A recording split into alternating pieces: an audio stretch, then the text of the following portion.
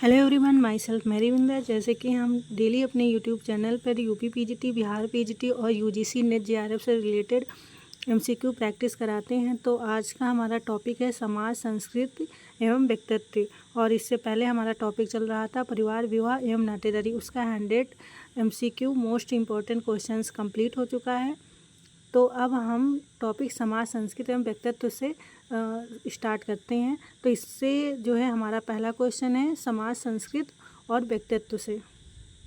हमारा पहला क्वेश्चन है मनुष्य के सीखे हुए व्यवहार को कहते हैं, क्या कहते हैं? मनुष्य के द्वारा जो सीखे हुए व्यवहार है इसे क्या कहते हैं? ए प्रथा, बी परंपरा, सी समाज, डी संस्कृति। तो इसे कहते हैं जब मनुष्य जो है व्यवहार सीखता है समाज में तो उस व्यवहार को हम संस्कृति कहते हैं। तो ए ऑप्शन क्वेश्चन नंबर 1 का डी ऑप्शन आपका राइट हो जाएगा। क्वेश्चन नंबर 12, नृजातीयता परिभाषित होती है।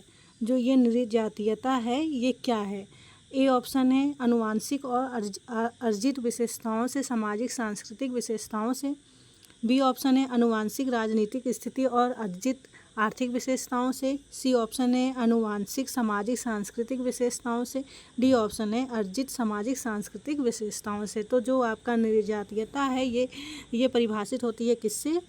आनुवांशिक सामाजिक सांस्कृतिक विशेषताओं से। तो क्वेश्चन नंबर 2 का सी ऑप्शन आपका राइट हो जाएगा। क्वेश्चन नंबर 3, याज सिमेल का एकल, द्विक तथा त्रिक के रूप में समूहों का वर्गीकरण निम्नलिखित में से किस पर आधारित है? ए ऑप्शन है शारीरिक समीकरण, सी ऑप्शन है सामाजिक संबंध, बी ऑप्शन है सदस्यता की प्रकृति, डी ऑप्शन है समूह का आकार।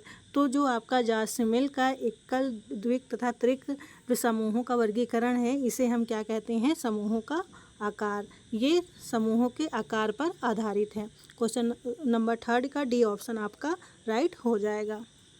क्वेश्चन नंबर 4, और ये जो आपका एकल, द्विक और त्रिक जो समूह का आकार है ये जो है conflict and the wave of the group affiliation नामक बुक में जो जॉर्ज सिमेल द्वारा लिखित है इसमें जो है उल्लेखित है। ठीक है, तो इस तरह से जो ये बुक है conflict and the wave of group affiliation, ये किसके द्वारा बुक लिखी गई है? जॉर्ज सिमेल द्वारा। और इसी में एकल, द्विक और त्रिक समूहों का वर्गीकरण किया गया है। क्वेश्चन नंबर 4, किसने समाज में उत्विकास की जंगली, बर्बर और सब अवस्थाओं का वर्णन किया है? ए ऑप्शन है स्पेंसर, सी ऑप्शन है मॉर्गन, बी ऑप्शन है कॉम्ट, डी ऑप्शन है पार्सन्स। ये क्वेश्चन हमेशा पूछा जाता है। तो ये जो समाज के उत्विकास में जंगली, बर्बर और जो सभ्य अवस्थाओं का वर्णन किसने किया है? मॉर्गन ने। तो क्वेश्चन नंबर 4 का सी ऑप्शन आपका राइट हो जाएगा। क्वेश्चन नंबर 5, समाजशास्त्र में ये परिस्थिति है तथा भूमिका की अवधारणा का सर्वप्रथम प्रयोग किसने किया है? जो आपका परिस्थिति और भूमिका है इसकी अवधारणाओं का सर्वप्रथम प्रयोग किसने किया है? ए ऑप्शन है मर्टन, बी ऑप्शन है लिंटन, सी ऑप्शन है वेबर, डी ऑप्शन है बर्जर। तो इसका किसने किया है? लिंटन ने। और परिस्थिति भूमिका के बारे में विस्तार से मर्टन ने प्रयोग किया है, उसको विस्तार से एक्सप्लेन किया है। लेकिन जो परिस्थिति तथा भूमिका की अवधारणाओं का जो सर्वप्रथम प्रयोग किसने किया है? लिंटन ने। तो क्वेश्चन नंबर 5 का बी ऑप्शन आपका राइट हो जाएगा। क्वेश्चन नंबर 6, स्थिति और भूमिका की व्यक्त की जाती है। ए ऑप्शन एक दूसरे के विरुद्ध, बी ऑप्शन एक दूसरे के संपूरक, सी ऑप्शन एक दूसरे से असंबद्ध, डी ऑप्शन है एक दूसरे से कोई संबंध नहीं। मतलब ये जो परिस्थिति है और भूमिका जो है व्यक्त की जाती है किससे? एक दूसरे के संपूरक के रूप में। मतलब एक दूसरे के ये दोनों जो है परिस्थिति और भूमिका एक दूसरे के पूरक हैं। ठीक है, परिस्थिति और भूमिका। तो क्वेश्चन नंबर 6 का बी ऑप्शन आपका राइट हो जाएगा। क्वेश्चन नंबर 7, डी लर्नर ने अपने कार्य the passing of the traditional society में किस परिप्रेक्ष्य में उपयोग किया है? The passing of the traditional society किसके द्वारा लिखी गई है? डी लर्नर द्वारा। तो ये पूछ रहे हैं कि इसमें कौन से पर्सपेक्टिव का प्रयोग किया गया है? ए ऑप्शन उद्विकास, बी ऑप्शन है चक्रीय, सी ऑप्शन प्रसारवादी, डी ऑप्शन है प्रकार्यात्मक। तो the passing of the traditional society में जो है प्रसारवादी परिप्रेक्ष्य का प्रयोग किया गया है। तो क्वेश्चन नंबर 7 का सी ऑप्शन आपका राइट हो जाएगा।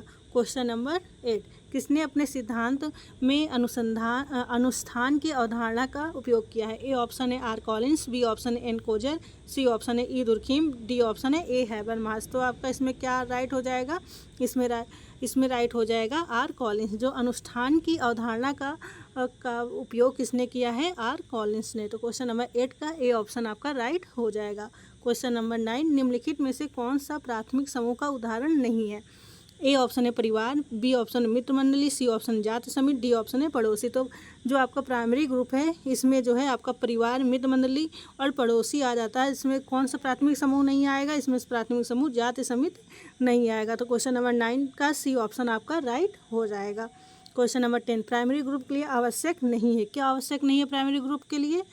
औपचारिक नियम, सी एक छोटा आकार, बी इकरारनामा सिद्धांत, डी ऑप्शन है आमने सामने का संपर्क। तो ये पूछ रहे हैं प्राइमरी ग्रुप के लिए आवश्यक कौन सा नहीं है। तो जो औपचारिक नियम होता है ये जो है प्राइमरी ग्रुप के लिए आवश्यक नहीं है, जबकि छोटा आकार, इकरारनामा का सिद्धांत, आमने सामने का संपर्क, ये सारी चीज़ें उसमें चलती हैं। तो इसमें से इकरारनामा भी हो सकता है, लेकिन जो है ये इससे ज़्यादा राइट आपका इसमें बेस्ट आंसर क्या होगा? औपचारिक नियम। तो क्वेश्चन नंबर 10 का ए ऑप्शन आपका राइट हो जाएगा। फिर हम आते हैं क्वेश्चन नंबर 11 पर। संघ में आमने सामने और सहकार इनमें से ज़्यादा संभव है। किस में ज़्यादा संभव है? ये प्रथम समूह में।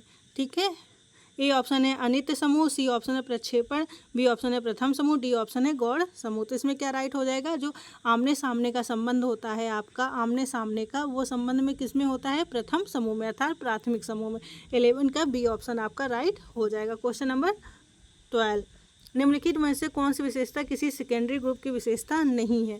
या औपचारिक नियमों द्वारा नियंत्रित होता है, या आमने सामने पड़ता है, या अव्यक्तिगत होता है, या समानतया आधुनिक जटिल समाजों में पाया जाता है।